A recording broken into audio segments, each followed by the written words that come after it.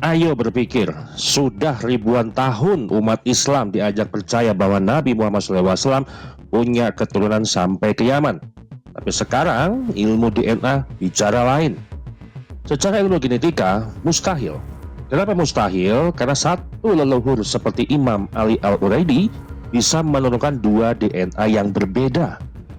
Dan yang lebih mengejutkan, hadis sahih pun membenarkan sains terkait ilmu DNA. Rasulullah SAW sendiri menegaskan beliau adalah keturunan Quraisy, anak Ismail, Arab murni dari Hijaz, bukan Yaman dan bukan jalurnya Ba'alawi. Jadi siapa sebenarnya yang memalsukan nasab dan menipu umat dengan darah suci palsu? Kita akan bongkar bukan dengan emosi, tapi dengan ilmu hadis dan bukti DNA. Karena kebenaran tak perlu disembunyikan, cukup dibuktikan. Mari kita akan simak penjelasan yang berikut ini.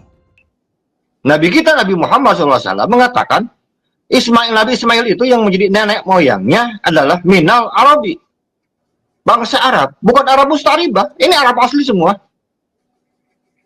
Jadi tidak mungkin dari 12 anaknya sekarang yang mewarisi haplogropnya atau DNA dari bapaknya yaitu Nabi Ismail alaihissalam, tiba-tiba ada yang G lah, bapaknya juga J1, masa sekarang 12 anaknya ada satu orang atau dua orang sekarang yang G? Ini sesuatu yang mustahil dalam ilmu DNA yang saya ketahui. Nanti lebih lanjut akan diterangkan oleh Dr. Sugeng. Terus mengapa sekarang Zuriyah, Syekh Kuro Karawang, Sadatuk Kafi, semua wali songo termasuk keluarga kerajaan Mataram yang bernasab pada Syekh Syarif Jumadil Kubro yang bersambung kepada Ali Al-Uraidi bin Musa Al-Kazim bin Safar Sadiq bin Muhammad Al-Bakir bin Ali Jami' Abidin bin Hussein Ash-Shahid bin Fatimah Zahra binti Rasulullah SAW. DNA-nya J1. Ayo mikir, apakah dalam waktu yang bersamaan Imam Ali Al-Uraidi bisa menghasilkan dua DNA yang berbeda gitu maksudnya? Untuk Balawi Mage, terus untuk zuriyahnya Wali Songo J1 atau bagaimana? Bingung kan?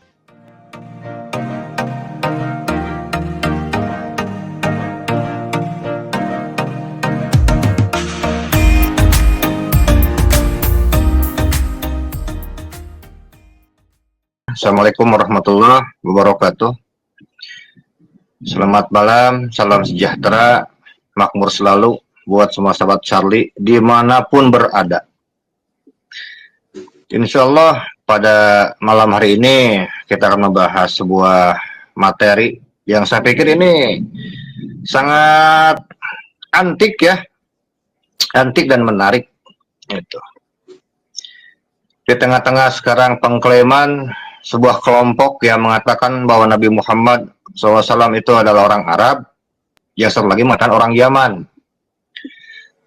Nanti akan diverifikasi oleh ilmu DNA. Nah, izinkan sekarang saya akan membacakan hadis secara singkat saja. Ini kita ambil dalam kitab Al-Mu'arif Ibnu Qutaibah, kemudian kitab Tafsirul Bayan, dan juga dalam kitab Sahih Ibnu Hibban. Bahwa Kanjeng Nabi Muhammad SAW pernah bersabda, wa khamsatun minal Arabi, wa hum Hud, wa Salih, wa Ismail, wa Su'aib, wa Muhammadun sallallahu alaihi wasallam. Yang artinya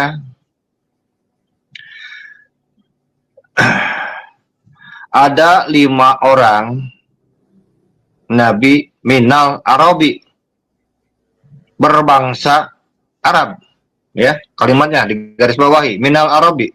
Siapa mereka? Nabi-nabi yang berbangsa Arab ini? Nabi Hud, Nabi Soleh, Nabi Ismail, Nabi Su'aib, dan Nabi Muhammad SAW.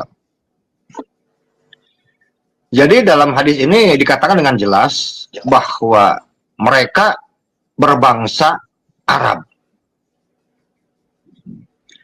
Kemudian muncul pertanyaan, ini Arab yang mana? Arab A atau Arab B? Apakah ini Arab Aribah atau Arab Musta'ribah? Dalam analisis saya di sini melihat kepada berbagai keterangan dari para alim ulama, tidak ada penafsiran lain bahwa kalimat sekarang bahwa satu mina Arabi, Arab di sini adalah Arab Aribah, Arab murni. bukan Arab musta'ribah. Dalam berbagai kitab sejarah, buku-buku yang sudah banyak, bukan hanya di Indonesia, mungkin di dunia, ini perlu kita klarifikasi. Betapa banyak sekarang para ahli sejarah yang mengatakan bahwa Nabi Ismail alaihissalam itu adalah Arab musta'ribah. Ini persepsi ahli sejarah. Tapi sekarang, Nabi kita Nabi Muhammad SAW mengatakan Nabi Ismail itu yang menjadi nenek moyangnya adalah minal Arabi, bangsa Arab, bukan Arab musta'ribah. Ini Arab asli semua. Nah, sebelum kita sekarang berlanjut, ada yang perlu disampaikan tentang penisbatan terhadap Arab Aribah dan Arab Musta'ribah. Hal ini sebetulnya sudah banyak disinggung ya oleh Imam Ibnu Khaldun, kemudian oleh Imam Al-Mas'udi, bahwa pembagian Arab Aribah dan Arab Musta'ribah ini kan muncul belakangan. Ini sekitar abad Umayyah atau lebih awal. Jadi penisbatan Arab Aribah dan Arab Musta'ribah bukan fakta historis murni. Sekali lagi, bahwa penisbatan Arab Aribah dan Arab Musta'ribah bukan fakta historis murni, tapi sebuah konstruksi politik kesukuan untuk mengangkat derajat satu kelompok atas yang lain. Nah, ini yang harus diketahui. Ya. Jadi penisbatan Arab Aribah dan Arab Musta'ribah konteksnya adalah konstruksi politik, ada kepentingan sebuah suku ingin mengangkat dan mengalahkan suku yang lain. Sehingga masuklah sebuah definisi Arab Aribah dan Arab Musta'ribah. Maka semakin aneh apabila sekarang dikatakan bahwa Nabi Ismail alaihissalam adalah Arab Musta'ribah. Sekarang kalau kita lihat sekarang turunannya ke bawah, kan kita tahu bahwa Nabi Ismail alaihissalam, beliau ini kan memiliki 12 anak ya.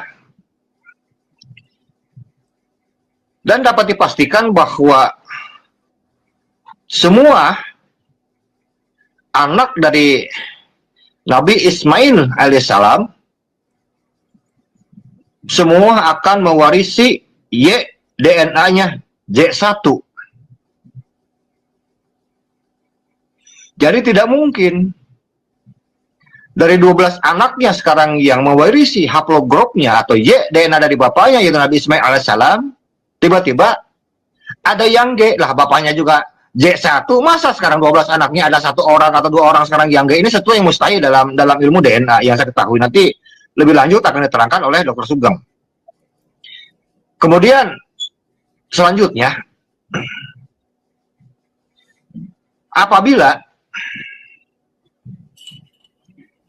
kelompok Ba'alawi tetap berargumentasi bahwa mereka bernasab kepada Ubaidillah bin Isa al-Muhajir, bin Isa al-Rumi, bin Muhammad al-Naqib, bin al-Uridi, bin Ja'far Shadiq, bin Muhammad al-Bakir, bin Ali Zainal Abidin, bin Husain, bin Fatimah, Az-Zahra binti Rasulullah SAW, sama dengan haplogrupnya G.